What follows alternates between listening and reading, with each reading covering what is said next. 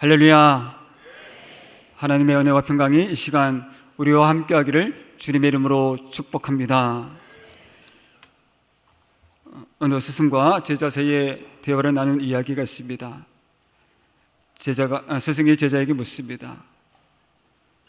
가시나무를 보았는가? 예, 보았습니다. 그러면 가시나무에는 어떤 것이 있지? 예, 탱자나무, 찔레나무, 장미꽃나무, 아카시나무 등등이 있습니다. 그래, 맞아. 그런데 가시가 달린 나무에는 한아름 되는 나무가 있는 것을 보았는가? 못 봤습니다. 그럴 것이다. 가시가 달린 나무는 한아름 되게 크지 않지. 물론 있긴 있어. 그러나 가시 없는 나무에 비할 바가 아니지. 가시가 없는 나무라야 집도 짓고 대들보로 그렇게 사용할 수 있단다. 가시 없는 큰 나무는 다용도로 사용할 수 있지만 가시 있는 나무는 쓸모가 별로 없단다. 사람도 마찬가지야. 가시 없는 사람이 사람들에게 인정받고 쓰임받으며 꼭 필요한 사람이 되는 거지. 정말로 선하고 훌륭한 사람이 될 수 있는 그릇이란다. 가시는 남을 찔러서 아프게 하고 상처를 내서 피를 흘리게 한단다. 나무에 가시가 없어야 다용도로 널릴 수 있듯 사람도 가시가 없어야 세상을 살려내고 이웃을 살려내는 어진 사람이 된단다. 성도 여러분, 우리 그리스도인도 마찬가지입니다. 우리 그리스도 안에 가시가 있다면 그것을 제거해야 합니다. 왜냐하면 그 가시가 자신을 찌르고 남을 찌를 수 있기 때문이죠. 그 가시로 고통을 줄 수 있기 때문입니다. 혹시라도 여러분 안에 가시가 있다면 미움의 가시, 상처의 가시, 증오의 가시, 다툼의 가시, 낮은 자존감, 열등감 등등의 가시가 있다면 이것을 제거해야 합니다. 사도 바울의 고백이죠. 내가 그리스도와 함께 십자가에 못 박혔나니 그런즉 이제는 내가 사는 것이 아니요 오직 내 안에 그리스도께서 사시는 것이라. 이제 내가 육체 가운데 사는 것은 나를 사랑하사 나를 위하여 자기 자신을 버리신 하나님의 아들을 믿는 믿음 안에서 사는 것이라. 사도 바울은 날마다 자신을 쳐서 십자가에 복종시키며 예수 그리스도 안에서 죄성을 십자가에 못 박는 그런 경건의 삶을 살았습니다. 성도 여러분, 우리도 마찬가지죠. 믿음 생활하면서 내 안에 있는 이 가시들을 십자가에 못 박을 때에 하나님께 영광을 돌리고 하나님으로부터 쓰임받는 그런 믿음의 일꾼이 될 줄 믿습니다. 오늘 말씀은 믿음, 소망, 사랑이 우리의 신앙생활에 있어서 꼭 필요한 요소임을 가르쳐주고 있습니다. 오늘 임직받는 여러분들 믿음, 소망, 사랑이 가득하기를 축복합니다. 오늘 임직자들께서는 이 말씀을 마음 깊이 새기길 바랍니다. 그래서 거룩한 빛 운정교회에 충성되고 신실한 일꾼이 되기를 축복합니다. 오늘 우리가 받아야 할 하나님의 말씀 첫 번째입니다.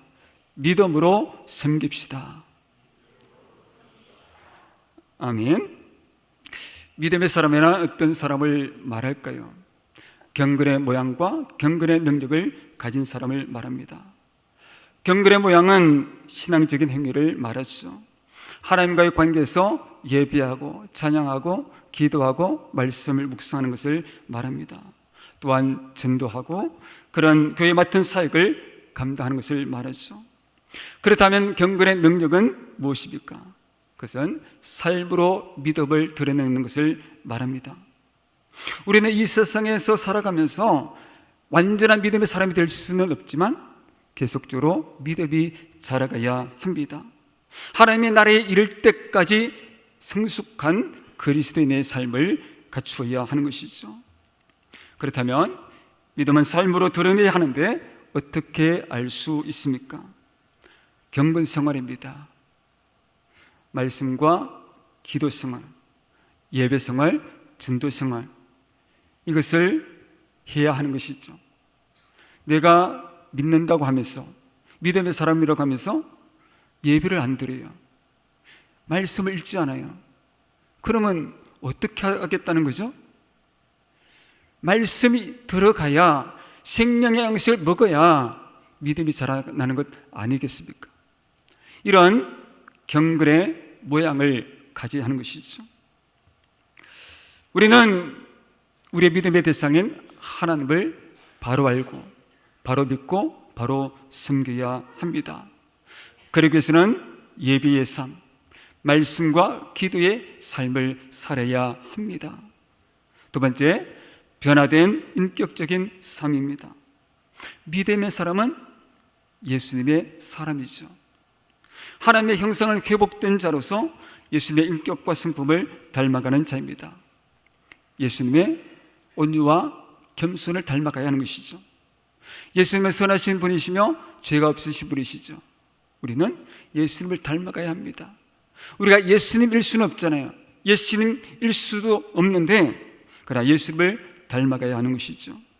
옛사람 죄의 본성은 십자가에 못 박고 새 사람으로서의 삶을 살아야 합니다. 여기에 불같은 성격을 가진 분이 계시죠. 불같은 성격을 가진 분일지라도 성령의 불을 받으면 하나님께서 그를 귀하게 쓰실 줄 믿습니다. 혹시 물같은 성격을 가진 분이 계시나요? 그 배에서 생수의 강이 흘러나오리라. 성령을 체험하면 하나님께서 그를 귀하게 사용하여 주실 줄 믿습니다. 불같은 성격이든지 물같은 성격이든지 우리는 예수 그리스도 안에서, 성령님 안에서 변화되어서 하나님의 나라를 위해서 하나님께 영광 돌리는 삶을 살아야 합니다. 보통 여러분 예수님을 믿고 나서 그러지 않습니까? 나는 예수님을 믿고 달라졌습니다. 변화되었습니다. 예수님을 믿고 나니 너무나도 행복합니다. 그렇지 않나요? 서로 옆 사람과 인사하겠습니다. 예수님을 믿고 나서 너무 행복합니다.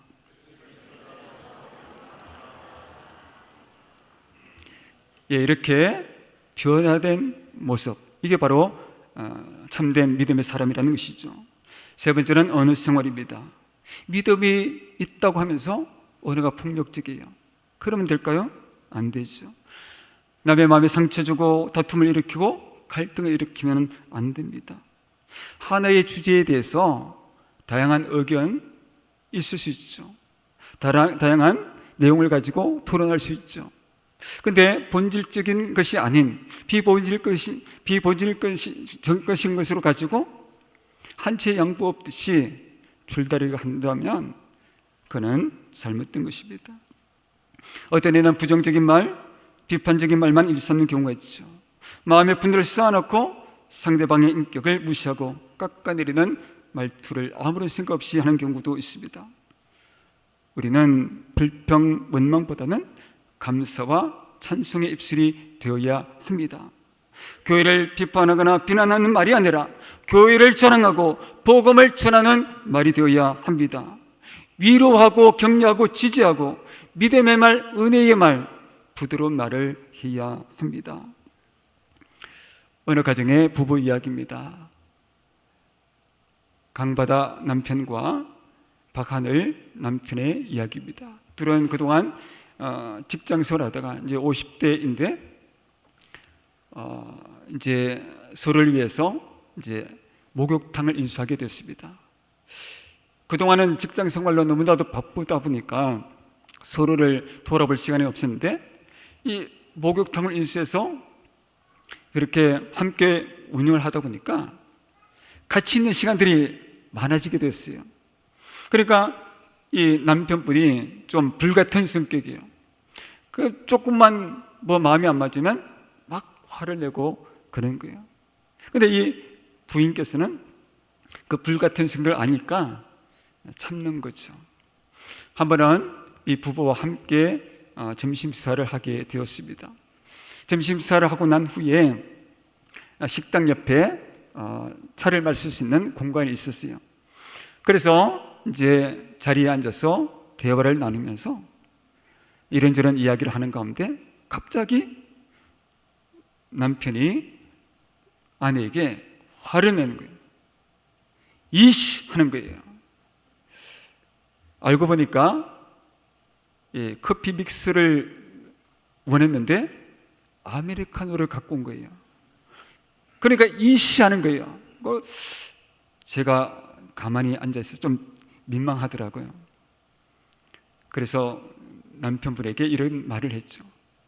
아니, 당신 아내분은 이씨가 아니라 박씨잖아요. 웃는 분은 이해하시네요. 그렇습니다. 우리 어느 생활에 있어서 좀 각별한 조심을 해야 하죠. 네 번째는 선한 행동입니다. 믿음의 사람은 예수님의 성품을 닮은 자이죠. 언어로 나타날 뿐만 아니라 착한 행실로 나타나야 합니다. 예수님의 말씀입니다. 선한 사람은 그 쌓은 선에서 선한 것을 내고 악한 사람은 그 쌓은 악에서 악한 것을 내느니라. 아멘. 우리는 하나님의 은혜로 충만해야 되고 성령님으로 충만해야 되고 하나님의 말씀으로 충만해야 되는 것이죠. 그것이 우리의 말로서 우리의 삶으로 드러나게 되는 것입니다. 우리 모든 성도들, 우리 모든 임직자들이 하나님께서 기뻐하시는 믿음의 사람으로 교회를 섬기고 하나님을 섬길 수 있기를 주님의 이름으로 축복합니다. 두 번째입니다. 소망으로 섬깁시다. 아멘.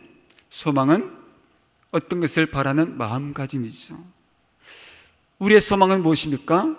다윗의 고백처럼 주여 이제 내가 무엇을 바라리요? 나의 소망은 주께 있나이다. 이렇게 우리는 하나님께 소망을 두어야 합니다. 우리가 하나님께 소망을 둔다는 것은 내 삶의 무게중심이 하나님께 있다는 것이죠. 내 삶이 어떠하든지 오직 하나님만 전적으로 의지하고 믿고 신뢰하며 나아가겠습니다. 이런 의지가 여기에 담겨 있습니다. 우리 그리스도의 소망은 무엇입니까? 오직 하나님께 영광, 또한 하나님의 나라와 의를 위해서 내게 주신 사명을 잘 감당하는 것, 그리고 이게 중요합니다. 끝까지 믿음의 길을 가는 것. 이 세 가지 소망이 있죠.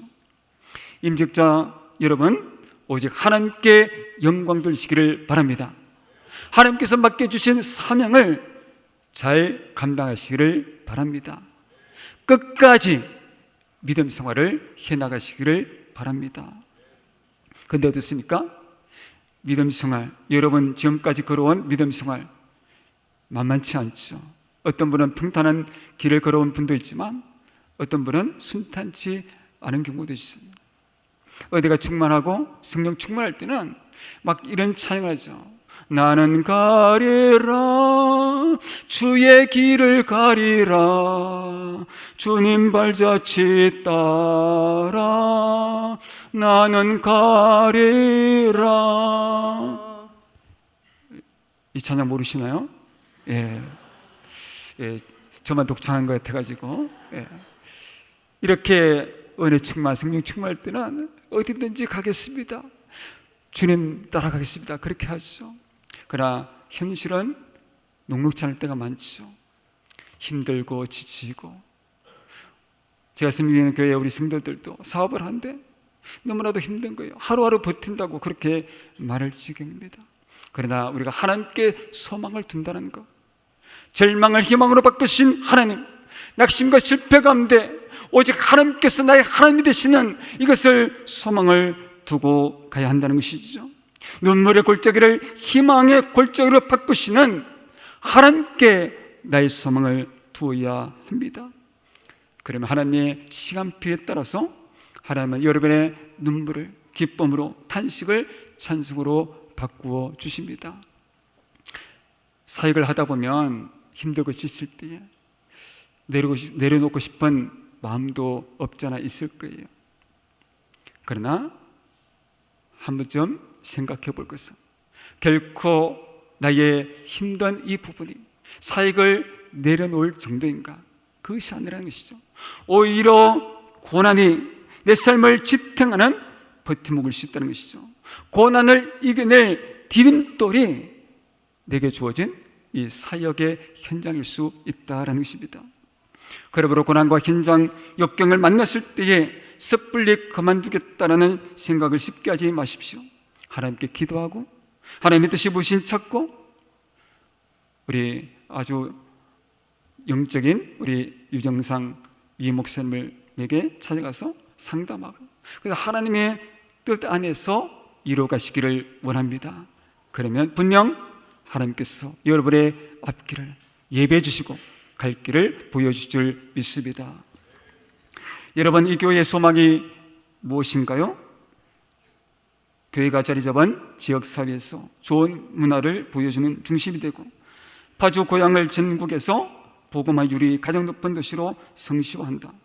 나아가 한국교회의 개혁 모델이 되고, 남한 제복단에서 북한 선교의 전초기지로 활동하면서 세계 선교의 중심이 된다. 제가 설교를 준비하면서 인터넷에서 이 내용을 봤는데 참 감동이 되고 또 많은 교회에 귀감이 됩니다. 우리 이 목사님을 중심으로 한 모든 사역자들이 이 하나님의 비전을 품고 소망을 이루기 위해 기도하며 합력하여 헌신할 때에 하나님의 역사가 일어날 줄 믿습니다. 마지막, 소망으로 섬깁시다. 소망으로 섬깁시다.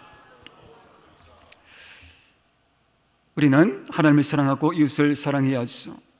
우리의 섬김과 헌신은 그 밑바탕에 사랑이 있어야 됩니다.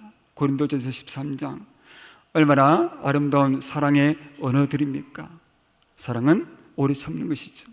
사랑은 오래 참고, 이 사랑이 없으면 울리는 꽹과리와 같습니다.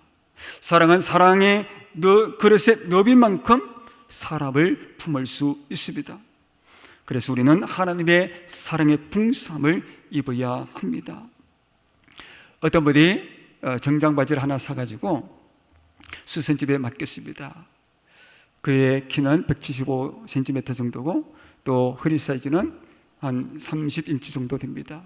그런데 이전에 한 1년 전에 다른 데 수선집에 맡겼을 때에 이 바지 사이즈가 91이라고 이제 생각을 해가지고 이제 다른 집에 수선집에 맡겼는데 91로 해주세요라고 했어요.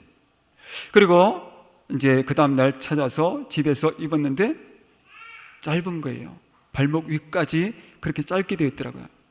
막 화가 났지만 참고 다시 수선집에 가서 수선집에 맡겼죠. 이분은 한 20년 이상 수선을 한 전문인데, 아니 너무 짧아요.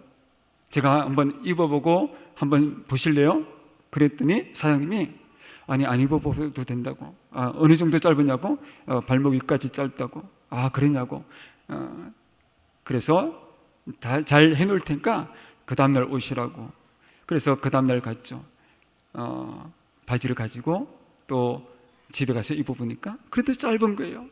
이번에는 화를 참지 못해가지고 바지를 가지고 거기 가서 내팽개치면서, 아니 20년 이상 이렇게 이 한 분야의 전문이라면서 왜 이렇게 짧게 바지를 만들어놨냐고. 아니 처음에 91이라고 하지 않았습니까? 아니 그렇다면 두 번째 왔을 때에 한번 입어보고 판단하는 게 낫지 않겠습니까? 했을 때에 괜찮아요, 제가 알아서 잘 할 테니까 하지 않았습니까? 이 바지 얼마에 산 줄 아세요? 24만 원 샀어요. 당장 변상해 주세요. 아니 못합니다. 아니 뭐가 있죠? 그러면 여기에 내가 가만히 있을 줄 알아요? 우리 사장님도 일말의 책임이 있으니까 빨리 변상해 주세요. 막 이렇게 언쟁이 일어났습니다. 사실 그 바지는 인터넷 전문 쇼핑몰에서 24만 원짜리를 2만 원에 산 바지이거든요. 그런데도 그렇게 막 역전을 내고 하는 거예요. 여러분이라면 어떻게 하시겠습니까? 사랑은 오래 참고 모든 것을 참으며 모든 것을 믿으며 모든 것을 바라며 모든 것을 견디느니라. 제가 섬기는 교회는 아주 작은 교회입니다. 작은 교회지만 강소형 교회를 지향하고 있죠.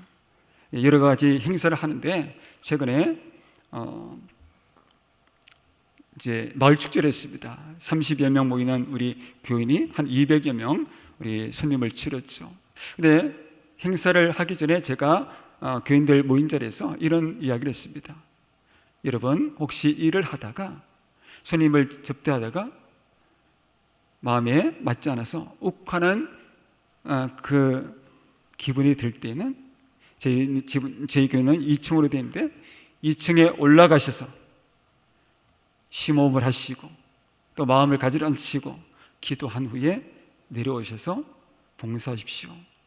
그 나쁜 감정을 갖고서 서로 싫은 소리 하면 그 섬김의 현장이 어떻게 되겠습니까?